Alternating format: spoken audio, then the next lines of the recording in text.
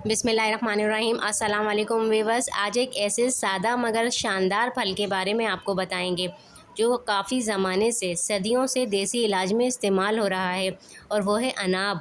ये देखें, ये छोटा सा सुर्ख फल ये सिर्फ जायके में ही मीठा नहीं होता, बल्कि इसके फ़ायदे इतने ज़्यादा होते हैं कि आप सुनेंगे तो आपको हैरत होगी। ये एक छोटा सुर्ख रंग का फल होता है जो ताज़ा हालत में खजूर की तरह नरम और मीठा होता है। ये असल में बेरी के ख़ानदान का फल है। इसे उर्दू में बेर कहते हैं।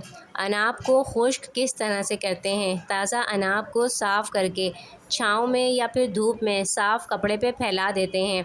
3 से 5 दिन में ये सूख कर खुश्क हो जाते हैं, हल्का सख्त और शिकनदार हो जाता है। फिर इसे महफूज करके साल भर के लिए इस्तेमाल करते हैं। ये अनाब जो होता है, ये ख़ास फल अनाब, ये हमारे जिस्म को किन किन बीमारियों से बचाता है और इसे किस तरह से इस्तेमाल करना चाहिए।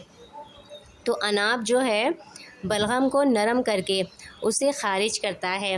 बलगम को फ़ौरन आहिस्ता आहिस्ता अगर इसे पिया जाए तो इससे बलगम निकलने लगती है। नज़ला, ज़ुकाम, ख़राब गला में इसको इस्तेमाल कर सकते हैं। इसका कहवा बनाकर बच्चों और बड़ों को खांसी में भी फ़ायदा पहुंचाता है। इसके साथ ये गर्मी के बुखार और सूजिश में भी इस्तेमाल कर सकते हैं। ये खून को साफ़ करता है और अंदरूनी गर्मी को ख़त्म करता है। मौसम गर्मा में अनाब का इस्तेमाल कर सकते हैं। इसके अलावा ये नींद में बेहतरी भी लाता है।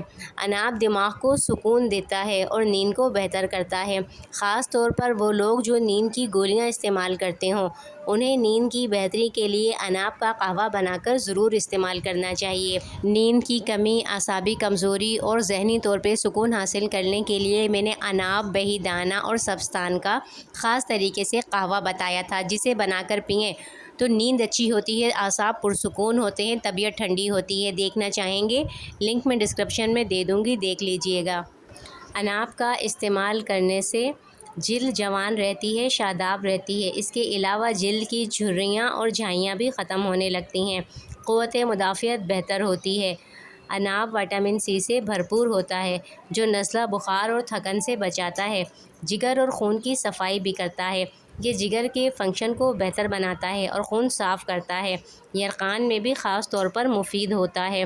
अनाब को कई तरीक़ों से इस्तेमाल किया जा सकता है। सबसे आसान तरीक़ा है कि 4 से 5 अदद अनाब 1 कप पानी में धोकर रात में भिगोकर रख दें। सुबह इसे मसल कर और छान कर पी सकते हैं और उबाल कर भी पी सकते हैं। चाहें तो उबाल लें, आधा कप रह जाए छान कर पी लें। ये कहवा नज़ला, बुखार, गर्मी, नींद, कमज़ोरी सब में मुफीद है।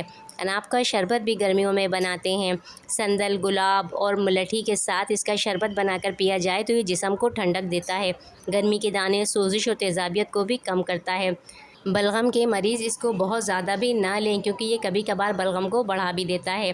ज़ियाबतीस के मरीज़ बहुत महदूद मकदार में इसका इस्तेमाल करें। वीडियो पसंद आई हो लाइक, कमेंट, शेयर कीजिएगा। इजाज़त दीजिए। अल्लाह हाफ़िज़।